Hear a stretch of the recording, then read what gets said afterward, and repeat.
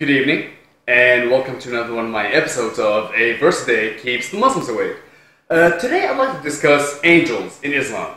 As you might be aware, angels is a very important topic in Islam. As a matter of fact, if it were not for an angel, the entire Quran would not have been revealed to Muhammad, being that the angel Gabriel, al-Malak Jibreel, was the one who helped Muhammad get the Quran, or the message down to Muhammad.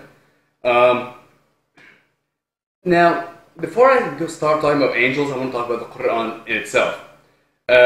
Allah chose Arabic. He chose that the language of the Quran should be Arabic. That is the language that Allah chose. Why did He do it? I don't know. Perhaps maybe because it was the language of the tribes that wrote this book. But nevertheless, Allah decided to yunazzil the Quran, to reveal the Quran in Arabic. Which is why, even up until today, it cannot be translated. It can only be explained, one column in Arabic, and right next to it is a column in the other language. Okay, so keeping that in mind, that every single word in the Quran must be Arabic and not Ajamiyya.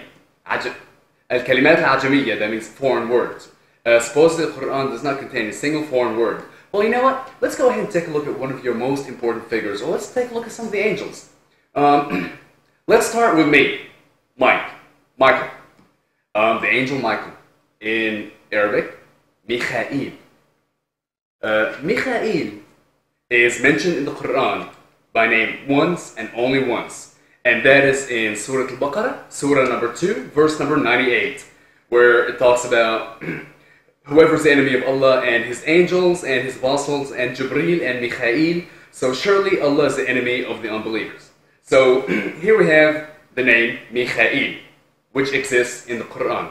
Now let's break down that name. Mikhail is not an Arabic word at all. It's a word in Hebrew. It's Mi-Cha-El. First of all these angels that end with the word El means God in Hebrew. Mi, the first part, Mi, is just like the Arabic word Min or Men. Mi is who. Ka is like.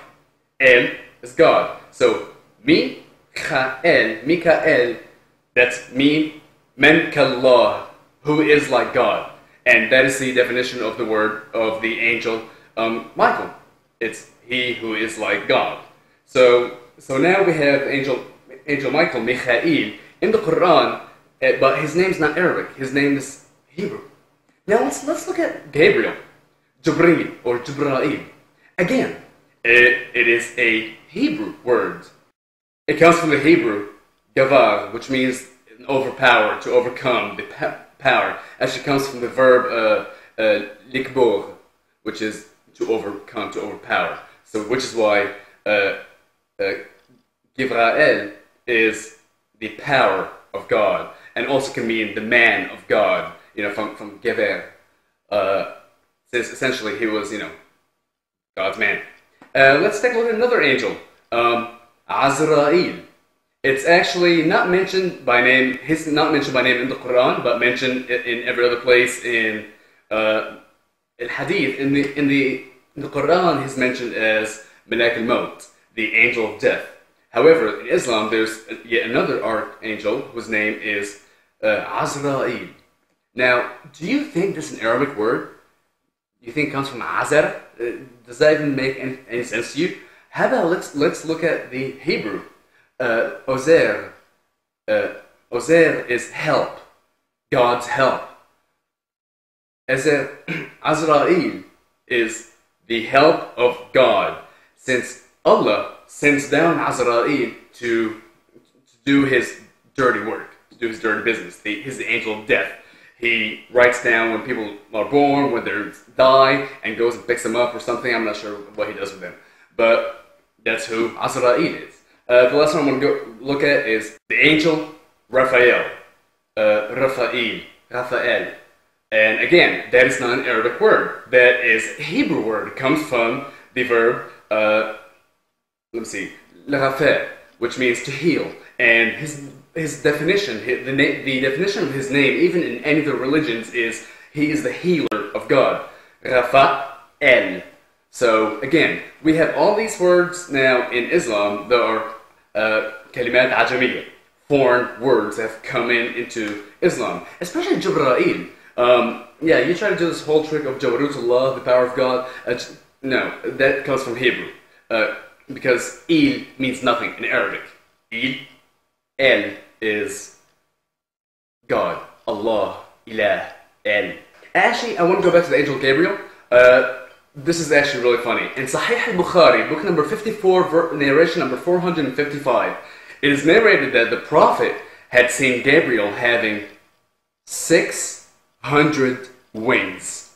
Not 2, not 7, but 600. Some of the other angels that Islam has is Al-Malik, which is he is the guardian of hell, and he guards hell with his other 19 nymphs or whatever. Malik is the owner. That is an Arabic word. Ridwan, he is the maintainer of heaven. It comes from Rida. Rida means satisfaction, or satisfaction, or so. Being in heaven is satisfaction. And then you have the angels al-Munkar wa Nakir. And those are the two angels that once you die, even if your body is blown up, they come to your grave and they ask you and inquire you and test your faith. That comes from the Arabic word nakara, which is to deny, to denounce, to disbelieve. So again, that is an Arabic word. So now we have some angels where they do exist in Arabic. But then again, there's two other angels that were sent down to the Babylonians to test their faith, because they were supposed to have been practicing sorcery. And you find that again in Surah Al-Baqarah, Surah number 2, verse number 102, and that is Harut and Marut. And as far as I know, Marut sounds more Armenian to me than anything else. It's probably Aramaic names or Assyrian names. Those are not Arabic names. Marata. If you can find me a verb in Arabic that the trilateral root that corresponds with that, then go for it. That's all I have for today. Thank you very much for joining, and I'll see you soon. Bye.